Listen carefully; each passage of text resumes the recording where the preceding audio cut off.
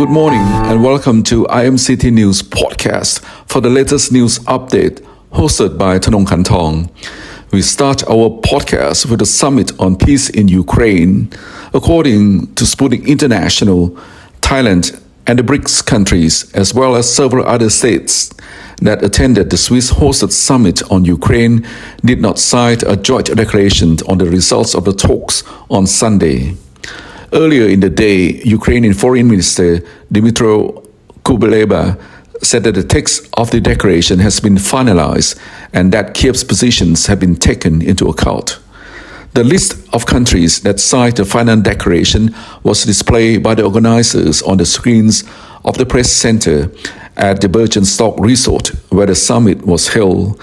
The document was signed by 79 countries out of 91 present, but Armenia, Bahrain, Brazil, the Holy See, India, Indonesia, Libya, Mexico, Saudi Arabia, South Africa, Thailand, and the UAE did not sign it. The Ukraine conference is taking place this weekend at the Birkenstock Resort near Lucerne. It includes 92 countries and 55 heads of state, as well as 8 organizations, including the European Union, the Council of Europe, and the UN. However, US President Joe Biden, Chinese President Xi Jinping, Brazilian President Luiz Lula da Silva, and leaders of many other countries did not attend. Some participants, such as US Vice President Kamala Harris and German Chancellor Olaf Scholz, left early. Russia was not invited to the summit. The Kremlin commented that trying to find solutions to the Ukrainian conflict without Moscow's involvement is completely illogical and uncompromising. Next, we go to a news report that HSBC, the leading global financial institutions, remains confident that the US dollar will continue to become the world's reserve currencies over the next 10 to 20 years. HSBC Securities Chief Commodities Analyst James Steele remains positive that US dollar will weather the storm initiated by the BRICS countries. He said in an interview with Bloomberg that the US dollar has not faced any significant challenges except a blip in reserves. The central banks of BRICS and other developing countries have been dumping the US dollar and diversifying their reserves. Central banks have been massively accumulating gold since 2022 after the US pressed sanctions against Russia for invading Ukraine. The HSBC analysts explained that BRICS accumulating gold will have no impact on the prospects of the US dollar. He stressed that the US dollar will remain a dominant currency even after 20 years. We don't believe that there's going to be any loss of sovereignty for the US dollar as far as the world's reserve currencies goes for the next 10 or 20 years, as far as we can see, for reasons that would take an entire program. You and I could talk about it, he said. HSBC has predicted that the US dollar will be the chief currencies even after 2 to 3 decades.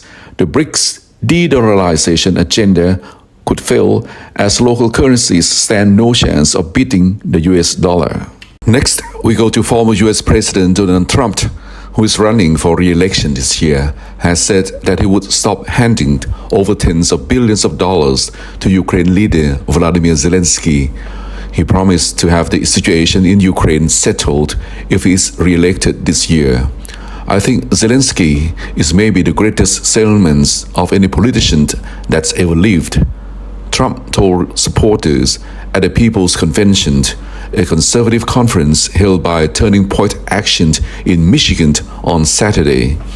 Every time he comes to our country, he walks away with $60 billion, Trump said of the Ukrainian leader. So now here's the beauty. He just left 4 days ago with $60 billion, and he gets home and he announces that he needs another $60 billion, or else it never ends. The US and other G7 nations on Thursday announced a $50 billion loan for Ukraine, which would be backed by revenue generated by roughly $300 billion in frozen Russian assets. while Zelensky did not ask for another 60 billion after leaving the G7 gathering in Italy, he has repeatedly chided his Western backers for not handing over sufficient quantities of cash and weapons, and intensely lobbied Republican lawmakers in Washington to approve a 61 billion military aid package in April. "I will have that settled prior to taking the White House," Trump told the crowd in Michigan. "As president-elect, I will have that settled." Trump then reiterated that he has on numerous occasions since 2022 that the Ukraine conflict would never have happened had he been president. We go to our next report that Western governments are telling their peoples to prepare for potential war with Russia. Bloomberg has reported that Denmark's government is asking citizens to prepare for an attack or other potential crisis by stockpiling supplies of water, food, and medicines and keeping iodine tablets at home. In Serbia, its leader, Aleksandar Vučić, has told a Swiss magazine that his country has ordered a stockpiling of oil, flour, and sugar because there might be a war looming over the next 3 to 4 months. This comes after NATO's promising to deliver F-16 aircraft to Ukraine.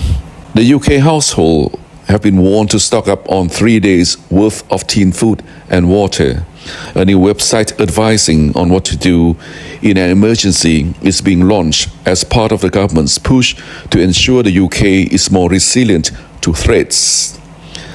Deputy Prime Minister Oliver Dowden revealed a new website on Wednesday. The Prepare website will call on households to stock up on bottled water with a minimum supply of 3 liters of drinking water per person per day. People should also prepare supplies of non-perishable food that doesn't need cooking, such as tinned meat, vegetables, and fruit.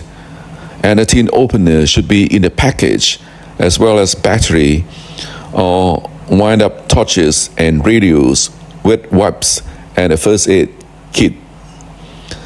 The U.S. House of Representatives passed a measure on Friday automatically registering men aged between 18 to 26 for selective service.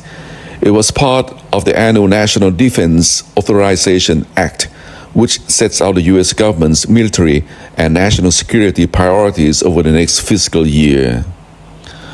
German Defense Minister Boris Pistorius has said his country must prepare for war because of increasing Russian threats.